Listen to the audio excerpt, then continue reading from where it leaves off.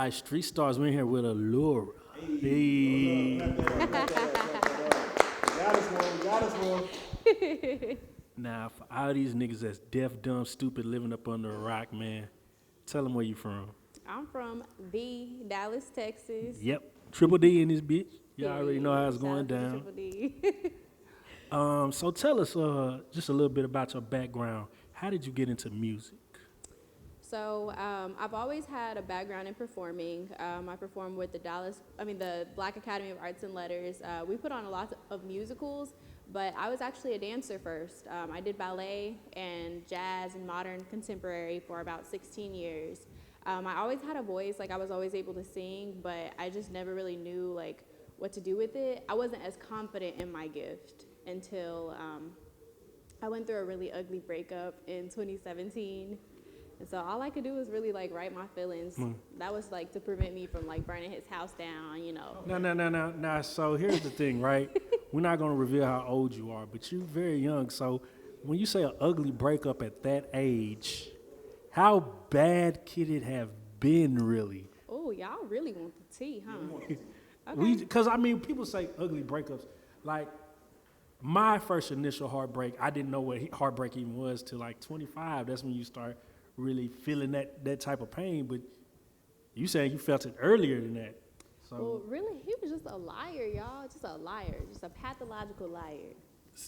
So go ahead. I mean, well, then I will ask you this then, because, you know, men have a reputation for being dogs, being cheats, and things like that. This nigga was a whole pit bull, y'all. Yeah, so I want to ask you, what's the, you know, and you can speak on this relationship or maybe a previous one or even a friend's relationship, but what's the worst, most blatant way you've seen a man cheat, like just get caught cheating? That's a good question. Yeah, because it'd be a lot of blatancy out there.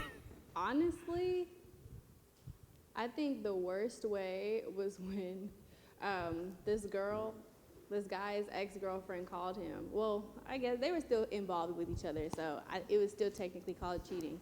Right. But she was with her best friend. And apparently the best friend, they were all hanging out together one night, and the girlfriend and the boyfriend got into an argument, so the best friend left. Well, that night, the girlfriend left too, and somehow the best friend ended up at the boyfriend's house. Oh, damn. So the girlfriend ended up popping up after the argument, you know, because you can't have your final word. Right. She popped up, and the best friend was there. See, they might have been fucking around. I don't know, man. Exactly. It's It like, sounded a little. yeah, you don't like just they pop were. up that night unless it's Hennessy involved.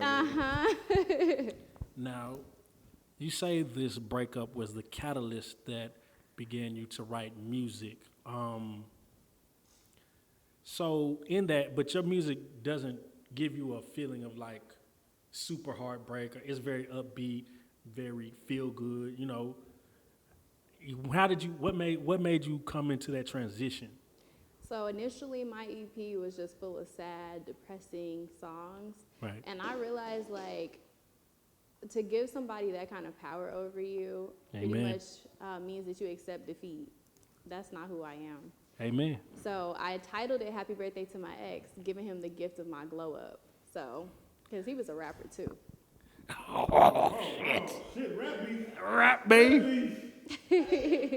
So, well, we go. Yeah, did he, well, first and foremost, did he take the breakup well, would you say? Well, honestly, like, okay, so he actually was the one that broke up with me. Oh, damn, see, these niggas. These niggas. So we were talking or whatever. We were talking. We started dating, and then, like, he just started acting funny. Yeah. Like, he just started moving different, you know? As they do. As As they do. I called him out on it, because I'm not the type of person. I shoot straight. Yeah, there you go. I was just like, a couple weeks ago, you weren't acting like this. Like, what's going on? Yeah. He was like, oh, you know, I got a lot on my plate right now. There's a lot going on with my family. I don't want to, like, drag you into this, so we should end it here. Oh, so okay. I'm like, okay. Hold on. Yeah. Okay, go ahead. Hold on. I'm like, oh, okay. Yeah, like, that's fine. Thank you for being honest. Yeah. So I go on about my day. I'm moving, and then I check his Snapchat. He's moving out of his apartment. And so I'm just like, that's interesting. Like, maybe that's probably why he broke up with me. You know, he gotta move. Yeah. So I was like, oh, it sucks that you're moving. Like, where are you going? And he was like, oh, I'm moving to my grandparents' house to kind of get my life together. I need to really just start over. Oh, wow. And so he was like, I got back with my ex-girlfriend, and I'm starting a new life. And he was like, I'm blocking you on everything. And I was just like, okay, like I didn't do nothing, but cool. Now, has he hit you up since then? I already know that he has, because niggas love to double back. Did it feel good when he hit you back up? Yes, because he was telling me congratulations that my song made iTunes Top 100. See? And did you hit him with a slug, or did you just hard press with the little heart? How did you respond? I'm too famous to respond to DMs from fans. Thanks. I just happened to slide through it in a request. Thanks. I'm gonna send you the new EP. Him being a rapper, did he make any music about the situation that you got an ear of? Honestly, I don't know. I'm about to say, yeah, you might not have heard it if he did, but I don't know. That's a good question. I should probably look into something might be out there. If not. So, and I do gotta ask. So, of course, happy birthday to my ex. Dope song. When it comes to making music, and it comes to pouring your emotions and your life story and things like that into your reality as far as the music, what else have you been vocal about as far as other experiences outside of your ex that fans could kind of see what you're relating to in your music? So pretty much, my music is just like for women empowerment. There you go. So that's the entire goal for my platform and for my sound. Right. So through my music, I want women to feel strong. I want them to feel beautiful. I touch on like all things beauty on my Instagram page. There you go. Just pretty much like finding ways for women to always feel confident about themselves, because I mean, women sometimes we be getting like the worst end of the stick. Since the Getting 80s. through the mud. Since the 80s in the music, it's like, damn. I mean, and I asked that because I do want to, give you your shout outs and give you your props, what I'm saying, because you're an educated woman and you're educated very early on. And I was wanting to know, like, you have artists like Megan Thee Stallion who does, no matter what she does, put her, let people know that she's educated in her music. And, for you to have already accomplished so much in education already, do you put that into your music as far as for the young women that's coming up to know that, even though we do this music stuff, we are still kind of focused? Exactly, and that is the goal. So I don't necessarily talk about it in my music, but I do use my platform to talk about it. I had this young girl a couple weeks ago hit me up to tell me that she was getting ready to drop out of school to pursue her music career. I didn't drop out of school to pursue my music career. Like, my last semester of college, I was working on music, but I was also like putting my all towards school too. And like, I had my doubts. Like, I did want to drop out to pursue music full time, but it was always that thought of, okay, if music doesn't work out, then what's my fallback plan? I'm gonna have to go back to school, might as well finish. I also realized that this music shit is expensive. Like wardrobe, hair, nails, all that. So how are you paying for this shit? With my career, because all your shit is top of the line, like career to do it. Exactly. And then like studio time is expensive too, and that's what I was explaining to her. Like studio time really pretty much eats up most of the project, depending on how often you record and how long you stay in the studio. So rather than you working a 12-hour shift at Walmart or whatever, you could work your regular 8-hour like 9-to-5 job, being paid a salary, and using that to pour into your music career, rather than having to work all these hours, pick up hours here and there to try and pay for your music career that way. It's just easier. Yes, sir.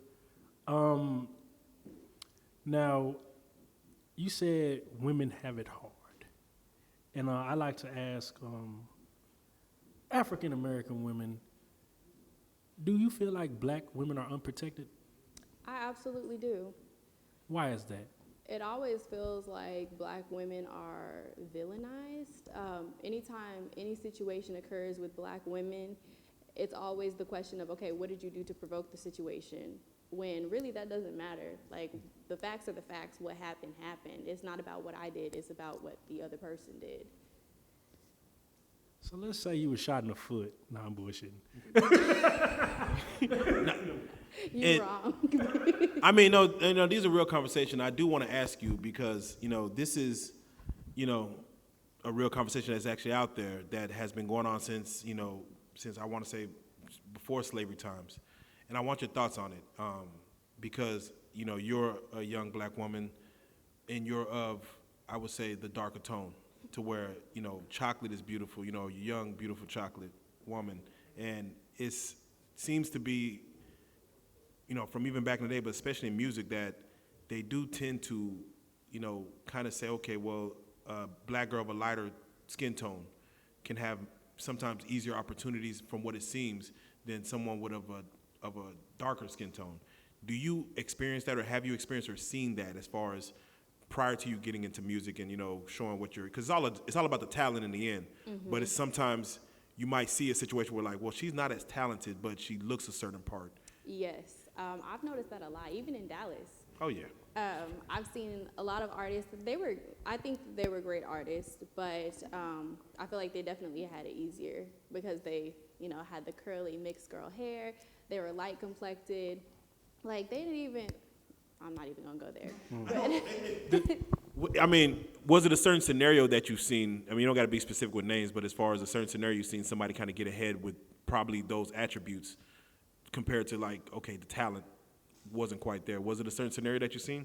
Absolutely. I used to work at a club as a bottle girl while I was in college. Oh yeah, so you've seen it. And You seen it all. yeah, and this was when I was trying to jumpstart my music career. Like this is my networking phase. I was Right. trying to meet producers, DJs, and stuff like that. But there were people that used to come in all the time because you know how clubs have those performances, and the headliner of the performance, like I would see like regular. They would treat other artists like they were just regular artists and put this particular person like as the headliner.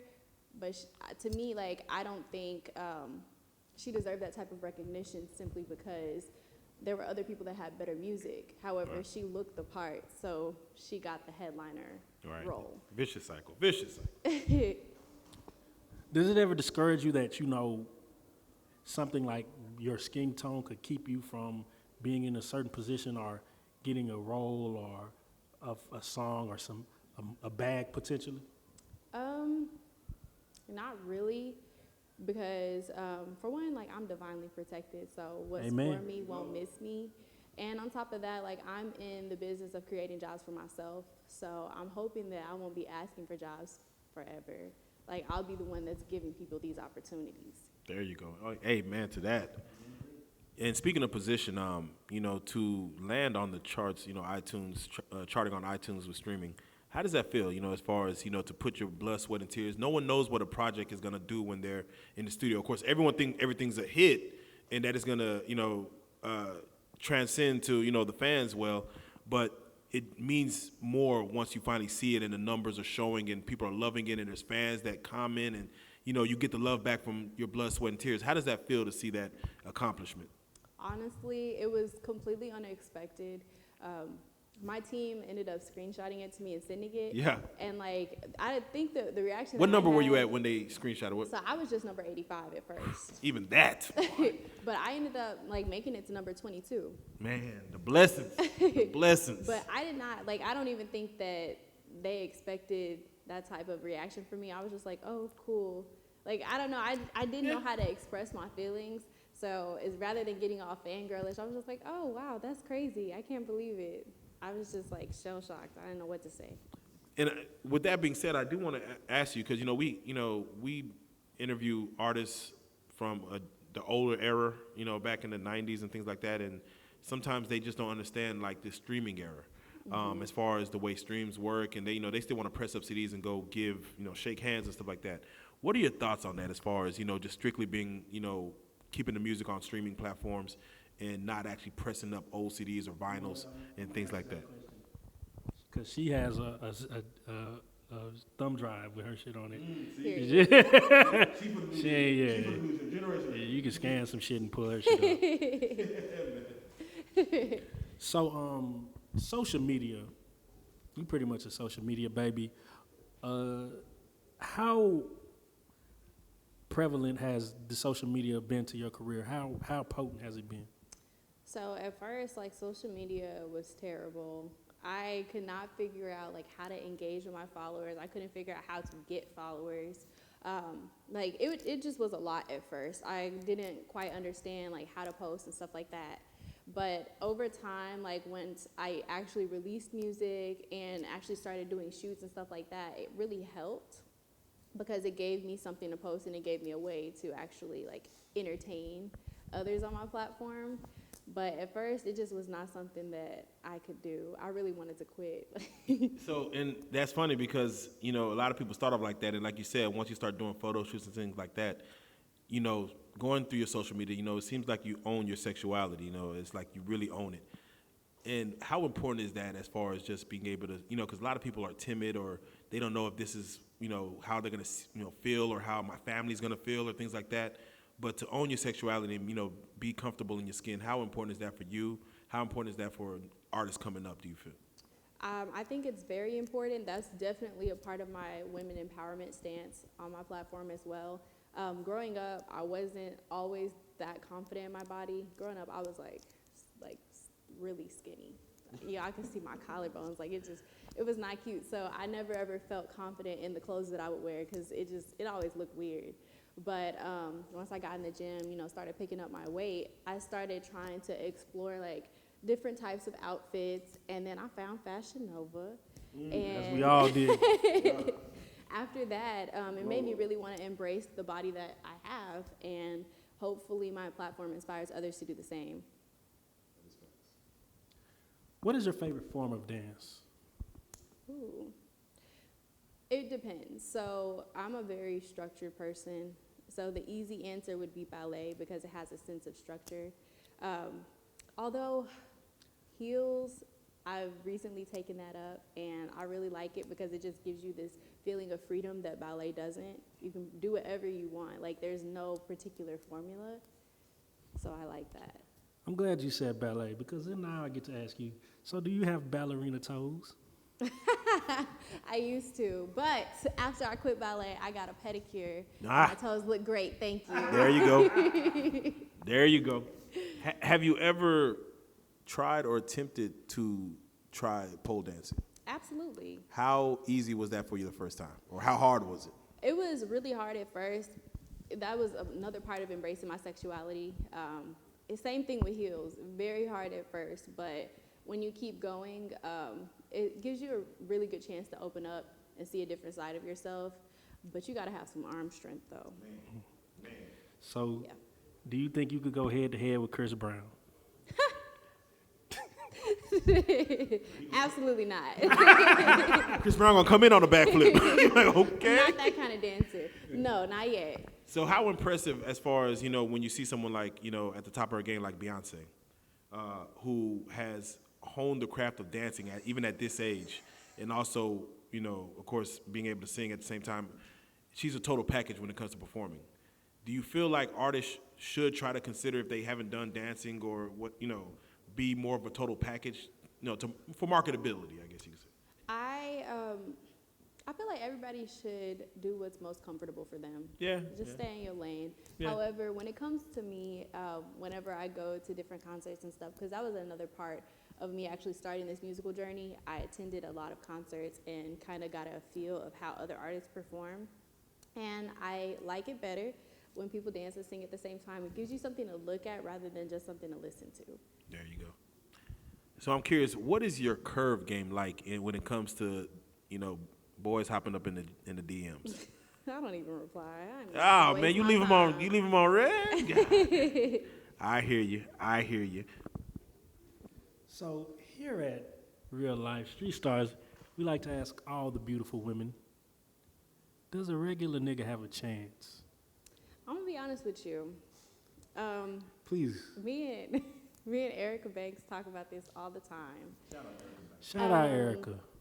These famous guys are not it. Like, they're airheaded. Honestly, I prefer regular guys more because... Now, when I say feel like regular, we talking about Walmart overnight stocking. You know, Honda Civic, Honda Civic driving, Air Forces, black Air The Force black wearing. ones? Yeah. Oh, He trying to get it though. He got a dream. With the white If he Nike got check. black- We get with the white Nike check. Black with the white Nike check, not the all black. They got the white Nike check on it. nah. If he got black Air Forces, his lips ashy. No thanks. You almost had it. But you got it. You know how hard it is for a job working nigga to keep some white Air Forces clean? Gotta get them black bitches. They last longer. Reusable. So, when it comes to, for your fans that's at home and they want to know more about you, what is your idea of a perfect date during the pandemic? Ooh. It would be nice for somebody to like rent a nice little truck with a bed in the back and like fill it with snacks and then take him to the drive-in. I like to watch movies. That is dope as fuck. Write it down. That's dope as fuck. Now, if a bunch of niggas start doing that, I'm gonna know they watch this interview. So, you said the famous niggas are airheaded. How many blue checks do you have in your DM? Oh, that's personal. You don't have to tell. You just got to tell me the number. I don't want to know the individual. Is it more than one? Yeah. Oh shit. So But these. my homegirl done found out they talking to more than one too. Hold on. So this is just a lesson for you niggas who got girlfriends. Like, bro, these niggas with the money be in your girl DM, bro. Do you blame them for shooting their shot at multiple targets? Do you blame men for that if they're single? If they're single, no. Yeah, it's but like- just make sure they're not friends, because then that's all. It's too many of y'all. Y'all don't even really be friends sometimes. Y'all just follow each other. Oh, you know Erica too? Nah, for real. Now, I will ask you, I'm going to paint a scenario for you. You're in the club, you see a guy, y'all start vibing, y'all start kicking. It's like 2-3 hours in the club, y'all buying drinks, you kicking it, y'all having a good time. You ask for his number, like, I want to link up with you, boom. And he gives you the number, cool. So as the club ends, you go outside and you see him getting into it with one of his exes. Oh my. And I'm talking about he's really into it, like, collars are getting pulled and everything. And he calls for you. Like, help me. Oh no. Help, Allura, I need you. Baby, I just met you. I'm gonna keep walking. You acting like you don't know. I'm gonna throw the number down on the way. God damn, man. No baggage after the club, fellas. Oh, thank you. Nah, for real. So I do want to ask, as far as the pandemic, man, how has it been treating you as far as, you with your artistry, with your business, with your professional career and things like that? How has it affected you? How have you come out of it and you're, of course, still going through it? Initially, it was hard. I was a little discouraged because this was supposed to be like my year. And I was like... Still, yeah, nah. I know what you mean, though. I know what you mean, though. At first, when it happened, I was just like, there is no way people are going to buy my music. There's no way nobody's going to stream this because how am I going to even tell them about it? At first, like, when I started this year, I only had, like, a few followers on social media. Yeah. And so I was like, who's even going to listen to it? But my producer kept hyping me up. He was like, no, you need to still drop it because people are going to be looking for new artists to listen to because everybody dropping the same music that all sound the same. People are going to be looking for something new. So I was like, okay, that kind of like got me back into the creative mode. And then I started posting more because I was at home and I actually had time to. So people on my social media actually like got to know me and kind of see like who I am as a person. Yeah. Started doing more interviews. People from those different platforms that follow that particular interviewer started following me and my fan base started growing. And then I dropped What's the Move? Yeah, that song did pretty well, but Windows Down is what really like shot things up. Definitely shout out Windows Down. I was honestly shocked because I was like, there's no way this can be my year, and then it still ended up being my year. So I'm grateful. No, facts. In 2021, I think it's gonna be even crazier. Fingers crossed. I am curious as far as have you ever tried, spitting bars? Just, of course you got the singing down pat. Have you ever tried to throw a 16 on your own track? Yes. So my team be making fun of me because my alter ego is a rapper. Like, hey. I always tell them, like, can I please rap? And they're like, we're going to let you rap soon. Just keep posting on your social media. I got a few rap videos on there. If you had to go with a name outside of Allura for a rap name, what name would you go with? Ooh, it's always gonna be Allura, but Allura stacks on the motherfucker. Ah, there you go. Stacks on the motherfucking track. Yeah, man. So, happy birthday to my ex out now. Are we working on anything else? We are. I'm working on a mixtape. Oh, okay. That'll be released by the end of this year. I don't want to give y'all a specific date because I'm still trying to work out the kinks. But please be looking forward to my next EP, Finally Famous. It'll be coming out at the top of the year. And why did you call it Finally Famous? This is an ongoing joke. Are in the DM. The blue checks are there. No, this is an ongoing joke, like from friends to family. Like growing up, like I always told people, I'm gonna be famous, I'm gonna be famous. I didn't know exactly what I would be famous for. I thought I was gonna be a dancer, thought I was gonna be an actor. There was actually, what gave me the idea of this is a girl that I went to school with shot me a DM. Like, I have not seen this girl in years. It was actually, I think in May after I released What's the Move, and she sent me a picture of the yearbook, and I signed it. I was just like, I signed it with my name, and I was like, I'm not famous yet. And so when she sent it to me, I just started cracking up, and I was like, you know what? I'm gonna call my next EP Finally Famous. It's gonna be, the concept is pretty much like videos of me from my childhood, like dancing, singing, acting, doing my little monologues, and like my dance recitals and stuff. It's gonna be a cute little collage. Y'all be looking out for it. Amen, amen. So, And when it comes to, let's say, gaining fame, what do you personally define as success for you? Like when you sit back and say, wow, I've made it, I'm successful. What is your personal definition of that? So over the years, my definition of success has definitely changed.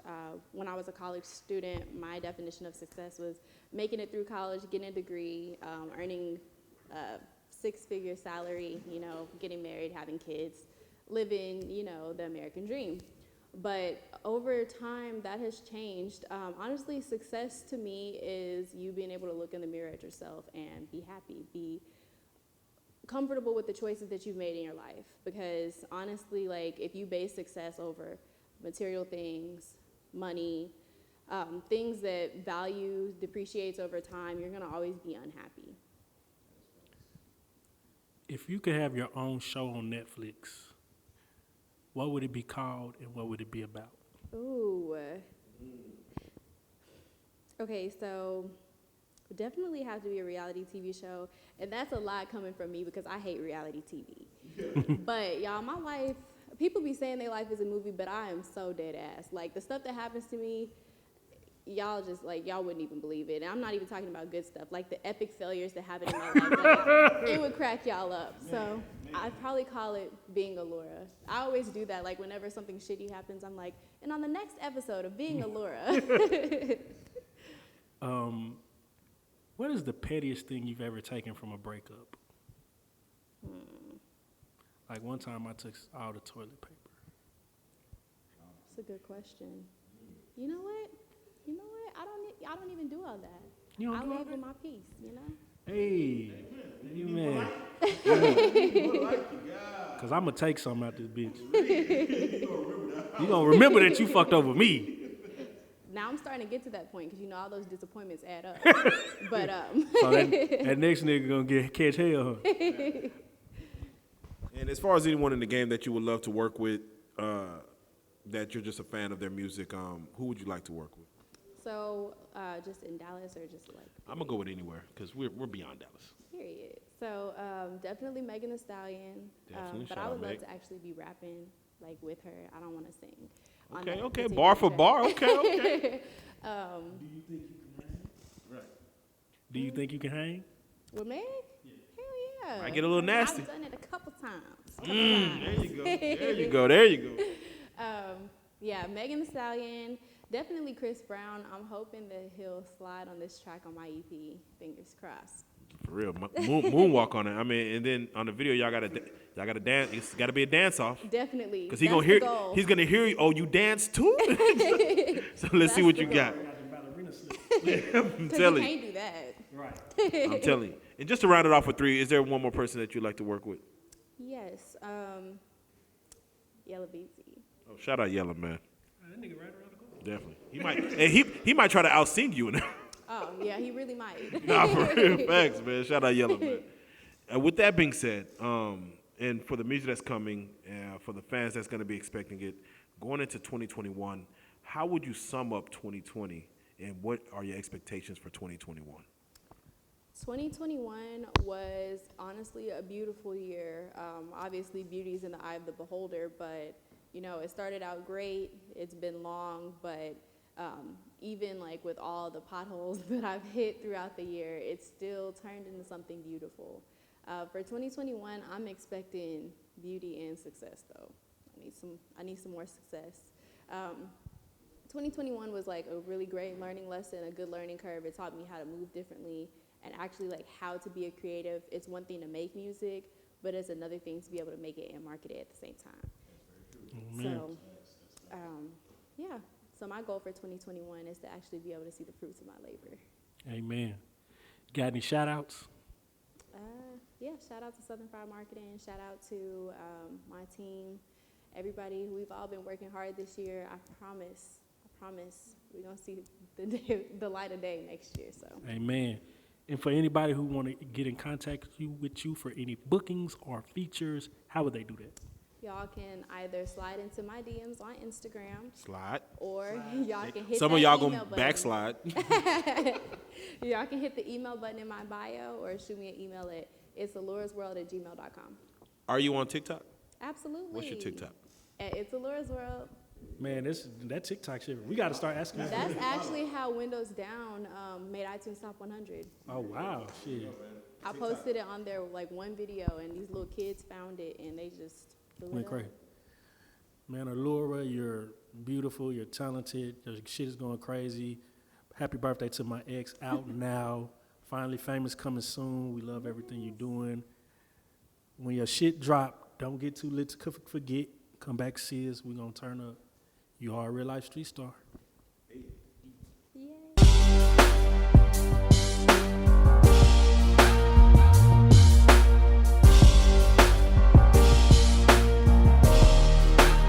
Shout out Reallyfe Street Stars, nigga. Move. Hey.